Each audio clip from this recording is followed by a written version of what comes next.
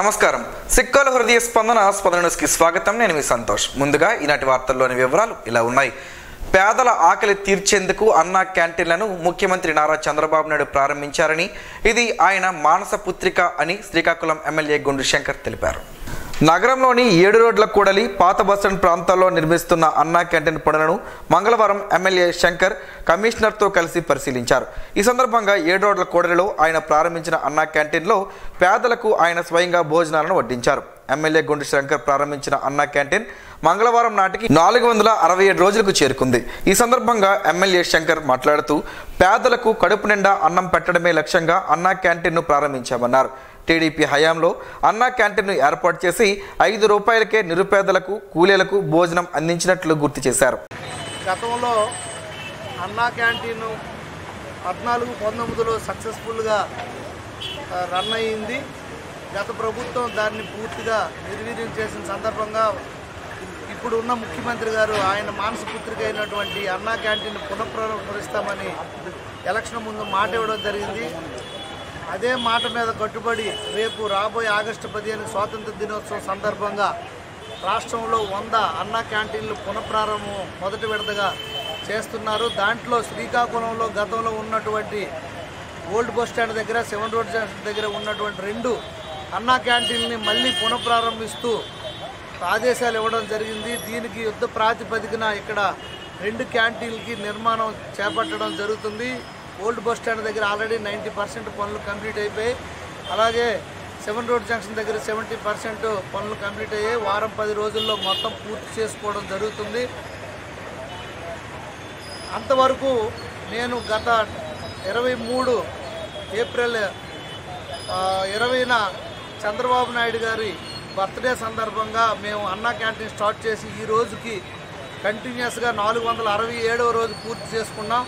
మేము ఆ రోజే చెప్పడం జరిగింది, మళ్ళీ మా ప్రభుత్వం వస్తుంది, మళ్ళీ చంద్రబాబు నాయుడు గారు ముఖ్యమంత్రి అవుతారు, ఆయన మానస పుత్రిక అయినటువంటి అన్నా క్యాంటీన్ని మళ్ళీ పునఃప్రారంభిస్తామని చెప్పడం జరిగింది. అదే మాట మీద ఉంటూ ఈరోజు మళ్ళీ రేపు ఆగస్టు 15న మేము అన్నా క్యాంటీన్లు ఇక్కడ స్టార్ట్ చేయబోతున్నాం అని చెప్పడానికి మేము చాలా ఆనందిస్తున్నాం. దీన్ని ప్రజలందరూ కూడా రాష్ట్ర జిల్లా హెడ్ క్వార్టర్ సందర్భంగా జిల్లా నలుమూలల నుండి వస్తారు కనుక ప్రజలందరూ దీన్ని వినియోగించుకోవాల్సిందిగా కోరుకుంటూ, అలాగే మొన్న ఢిల్లీ పర్యటనలో రాష్ట్ర మున్సిపల్ మంత్రి గారు నారాయణ గారికి కేంద్ర మంత్రి వర్యులు రామ్మోహన్ నాయుడు గారు అభ్యర్థన మేరకు డీసిల్టింగ్ కోసం 50 లక్షల రూపాయలు తక్షణమే ఆయన ఈ పట్టణం శ్రీకాకుళం నగర కార్పొరేషన్కి ఆయన విడుదల చేయడం జరిగింది. ఈ సందర్భంగా మున్సిపల్ మంత్రి నారాయణ గారికి అలాగే కేంద్ర మంత్రి రామ్మోహన్ నాయుడు గారికి కూడా నియోజకవర్గ ప్రజల తరఫున నా తరఫున హృదయపూర్వక ధన్యవాదాలు, నమస్కారాలు తెలియజేసుకుంటాను. కమిషనర్ చల్లా ఓబులేష్ మాట్లాడుతూ, ఆగస్టు 15న అన్నా క్యాంటీన్ ప్రారంభించేందుకు చర్యలు చేపట్టామని, పొట్టి శ్రీరాములు బొమ్మ దగ్గర అన్నా క్యాంటీన్ పనులు పూర్తి అయ్యావని, 7 రోడ్ల కూడల దగ్గర అన్నా క్యాంటీన్ పనులు త్వరలో పూర్తి చేస్తామని చెప్పారు. పేద ప్రజల ఆకలిని తీర్చే అన్న క్యాంటీన్స్ని మళ్ళీ పునరుద్ధరించాలని చెప్పేసి గౌరవ ముఖ్యమంత్రి గారు నారా చంద్రబాబు నాయుడు గారి ఆదేశాల మేరకు మున్సిపల్ డిపార్ట్మెంట్ మంత్రి గారు, అలాగే స్పెషల్ చీఫ్ సెక్రటరీ గారు, సిడిఎంఏ గారు, మన గౌరవ శాసనసభ్యులు, గౌరవ మంత్రివర్యులు అందరూ కూడా ఇచ్చినటువంటి ఆదేశాల మేరకు రాష్ట్రంలో ఆగస్టు 15వ తారీఖున మొదటి విడతగా లాస్ట్ ఇయర్ ఏవైతే 2019 నాటికి ఆగిపోయాయో, అంటే అన్న క్యాంటీన్స్ పనిచేస్తూ వాటన్నిటిని కూడా మళ్ళీ పునరుద్ధరించాలని ఇచ్చినటువంటి టార్గెట్లో మన శ్రీకాకుళం నగరంలో 2 అన్న క్యాంటీన్స్, ఒకటి ఇక్కడ పుట్టిస్టామ్ జంక్షన్లో, రెండవది 7 రోడ్ జంక్షన్లో 2 కూడా రన్ అయ్యేటివి గతంలో 2019 మునుపు. తిరిగి వాటి రెండింటిని కూడా ఫస్ట్ ఫేజ్లో ఇన్క్లూడ్ చేయాలని చెప్పేసి గౌరవ మన శాసనసభ్యులు శ్రీకాకుళం వారు గౌరవ మంత్రివర్యులు మున్సిపల్ మినిస్టర్ గారిని అడిగినప్పుడు 2 కూడా ఫస్ట్ ఫేజ్లో ఇంక్లూడ్ చేశారు.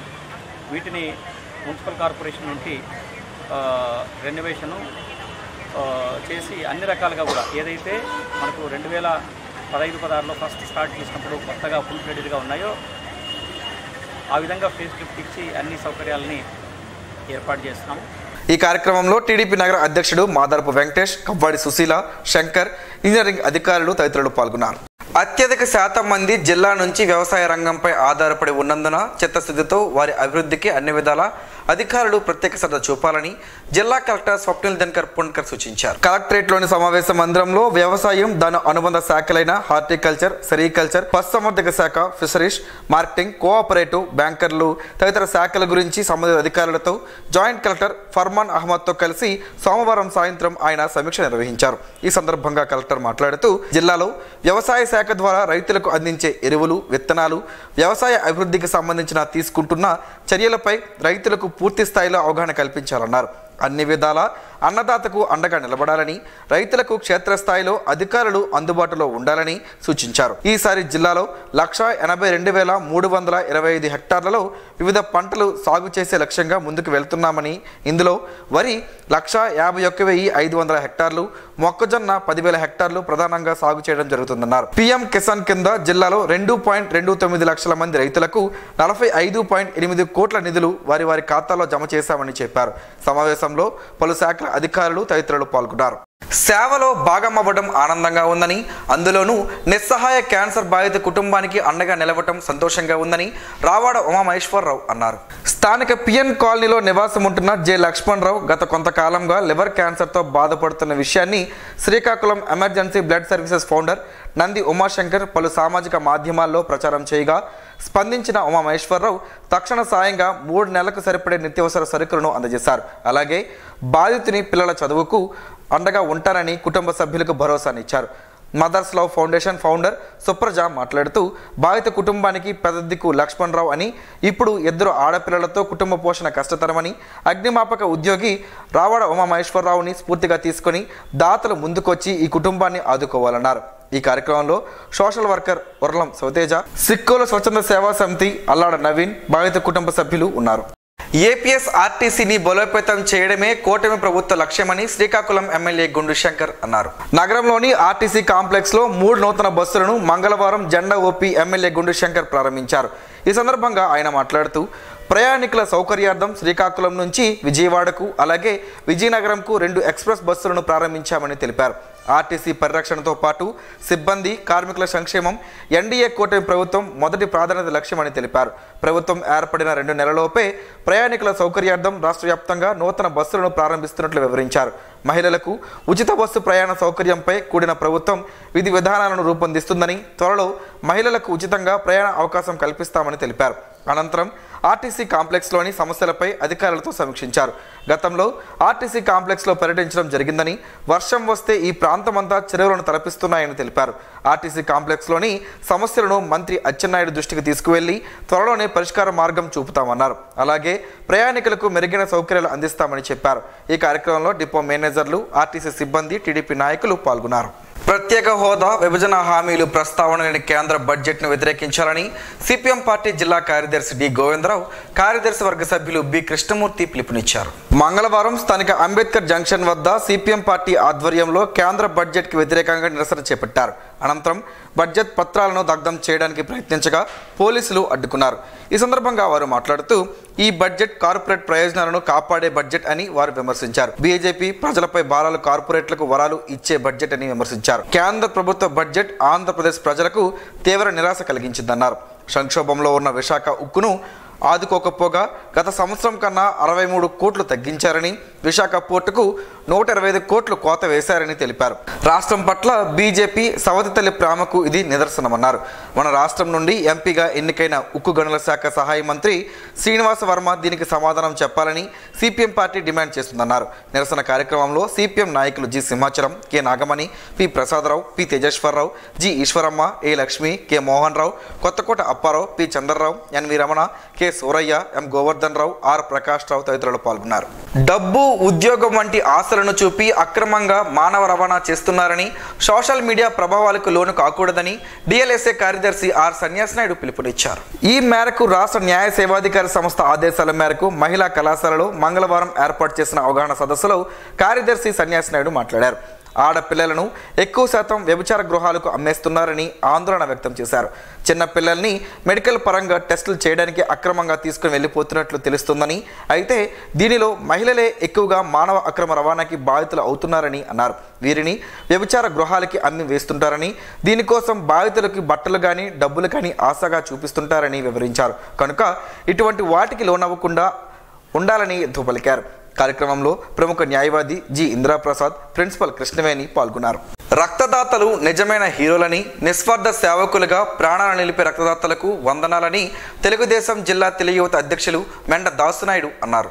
ఈ మేరకు మంగళవారం స్థానిక మిల్ జంక్షన్లో కనుగుల రాము లక్ష్మీల కుమార్తె చర్విత జన్మదినం సందర్భంగా హాయ్ బేకరీ కుటుంబ సభ్యులతో పాటు సిబ్బంది స్వచ్ఛందంగా పాల్గొని రక్తపు సిరాను new Srikakulam blood bank manager doctor T Manikanta ఆధ్వర్యంలో అందించారు. ముఖ్య అతిథిగా పాల్గొన్న మెండ దాసునాయుడు మాట్లాడుతూ సమాజానికి మంచి చేయాలనే తపనతో రక్తదాన శిబిరాన్ని నిర్వహించడం అభినందనీయమని, అందరూ ఇలా ఆలోచిస్తే ప్రతి వేడుకలో రక్తదాతలుగా మారి రక్తం కొరత లేని జిల్లాగా నిలుస్తుందనడంలో సందేహం లేదన్నారు. ఈ కార్యక్రమంలో చిన్నారి తల్లిదండ్రులు రాము, లక్ష్మి, కుమారుడు అనిల్, పెద్దనాన్న అప్పన్న, చిన్నారావు, కుటుంబ సభ్యులు డాక్టర్ మెట్ట స్వర్ణలత, సభ్యులు సతీష్, కె శివ, రమేష్ తదితరులు పాల్గొన్నారు. రెవెన్యూ టైపిస్ట్ కంప్యూటర్ ఆపరేటర్ల అసోసియేషన్ ప్రతినిధులు మంగళవారం జిల్లా కలెక్టర్ అలాగే జాయింట్ కలెక్టర్లను వారి వారి ఛాంబర్లో మర్యాదపూర్వకంగా కలుసుకుని పుష్పగుచ్చంను అందజేశారు. ఈ సందర్భంగా తమ సమస్యలను పరిష్కరించాలని వారికి అసోసియేషన్ ప్రతినిధులు విజ్ఞప్తి చేశారు. కార్యక్రమంలో అసోసియేషన్ జిల్లా president Bhaskar, secretary Mohan, state member Ramakrishna, Srinu, Chaitanya, Sridevi, Lakshmi, Shekhar తదితరులు ఉన్నారు. జిల్లా ఎస్పీ కేవి మహేశ్వర్ రెడ్డిని శ్రీకాకుళం ఎమ్మెల్యే గుండు శంకర్ మర్యాదపూర్వకంగా మంగళవారం కలుసుకున్నారు. జిల్లా పోలీస్ కార్యాలయంలో ఎస్పీని ఎమ్మెల్యే శంకర్ కలుసుకుని పుష్పగుచ్చం అందజేసి అభినందించారు.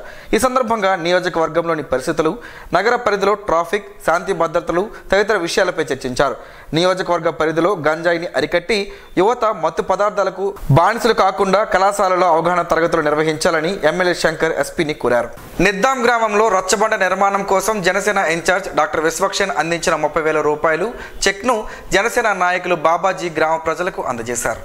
నిద్దాం గ్రామ ప్రజలు ఎచ్చెల నియోజకవర్గ జనసేన పార్టీ ఇన్ఛార్జ్ డాక్టర్ విశ్వక్సేన్ని గ్రామంలో రచ్చబండ నిర్మాణం కోసం గ్రామ ప్రజలు చర్చించినప్పుడు సహాయం అందించాలని సర్పంచ్ మేసాల రవికుమార్ కోరడంతో స్పందించిన డాక్టర్ విశ్వక్సేన్ ఈరోజు జి సిగడం మండల అధ్యక్షులు మేసాల రవికుమార్కు 30,000 రూపాయల చెక్ అందజేయాలని బాబాజీని కోరడంతో ఆయన వారికి అందించారు. కార్యక్రమంలో గ్రామ పెద్దలు, స్థానికులున్నారు.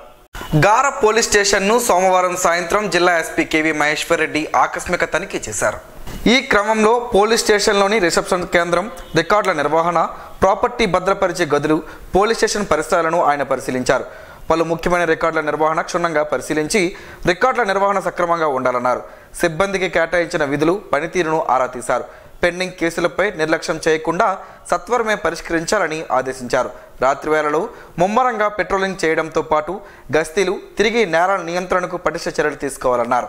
నగరంలోని స్థానిక ప్రభుత్వ మహిళా కళాశాలలో మంగళవారం వాణిజ్య శాఖ ఆధ్వర్యాన ఇన్కమ్ ట్యాక్స్ అవుట్ రీచ్ కార్యక్రమం జరిగింది.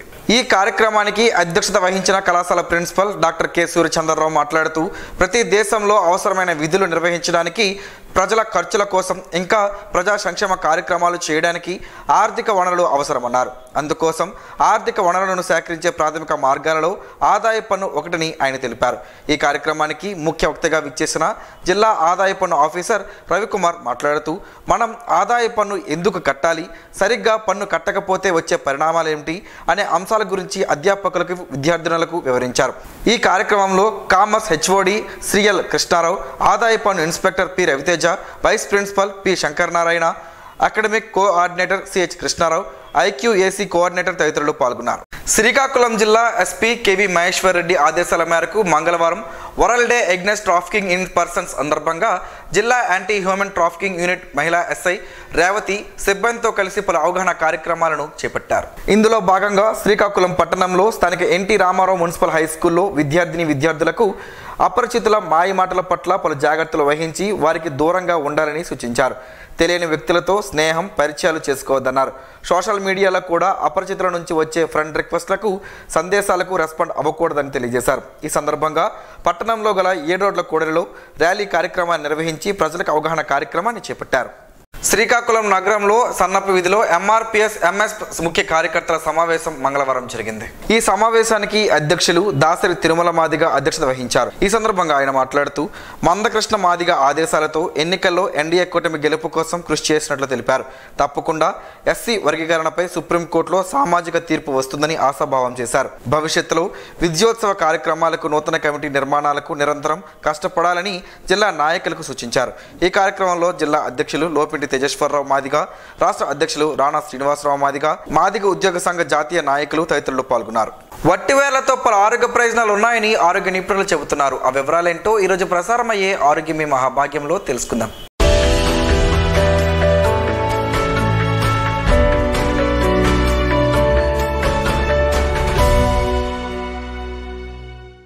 సాధారణంగా ఎండాకాలంలో ఇల్లు చల్లదనం కోసం వట్టివేలతో చేసిన చాపలు వాడుతుంటారు. కొబ్బరి నూనెలో వేసుకొని కొంతమంది ఉపయోగిస్తుంటారు. వీటిని ఆహారంలో కూడా భాగం చేసుకోవచ్చు అంటున్నారు నిపుణులు. ఈ వేలలో ఖనిజాలు పుష్కలంగా ఉంటాయి. వీటిని ఎక్కువగా ఔషధాల్లో వాడతారని వైద్యులు చెబుతున్నారు. వట్టి వేరుతో షర్బత్ తయారు చేసుకుని తాగడం వల్ల ఎండాకాలంలో తరచూ వచ్చే కడుపు నొప్పి, మలబద్ధకం, తలనొప్పి తగ్గుతాయి. అలాగే నాడీ వ్యవస్థ పనితీరు మెరుగుపడుతుంది. మెదడుకి రక్త ప్రసరణ సాఫీగా సాగుతుంది. వట్టివేరు సారం శరీరంలోని వేడిని తగ్గిస్తుంది. సువాసన భరితంగా ఉండడం వల్ల ఒత్తిడి కాకుండా దూరం అవుతుంది. నిద్రలేమిని పోగొట్టి జీర్ణ సమస్యలను దూరం చేస్తుంది. తలనొప్పితో బాధపడుతుంటే ఈ వేర్లను నీటిలో నానబెట్టి ఆ నీటిని తాగొచ్చు. వేర్లను మెత్తని పేస్ట్లా నూరి దానిని తలపై పట్టిలా వేసుకొని కాసేపు అయ్యాక శుభ్రం చేసుకుంటే ఉపశమనం కలుగుతుంది. వేర్లని ఒక గ్లాసులో వేసి ఓ 4-5 గంటలు లేదా రాత్రంతా నానబెట్టి ఉదయాన్నే ఆ నీరు తాగితే డీహైడ్రేషన్ సమస్య దూరం అవుతుంది. కొండ నీళ్లు వాడేవారు ఈ వట్టివేరును ఓ తెల్లని వస్త్రంలో మూటకట్టి ఆ నీటిలో వెయ్యాలి. 2-3 రోజులకి ఒకసారి వట్టివేరును మార్చుకోవాలి. కొండ నీటిలో నానబెట్టిన వట్టివేర్లను పారేయకుండా దానిని మెత్తగా నూరుకొని ప్యాక్లా ముఖానికి వేసుకోవచ్చు. దీంతో ముఖంపై ఉన్న మచ్చలు, మొటిమలు దూరం అవుతాయి. వట్టివేర్లని నీటిలో వేసి మరిగించి స్నానానికి వాడే నీటిలో కలిపి స్నానం చేస్తే చెమట వాసన దూరం అవుతుంది.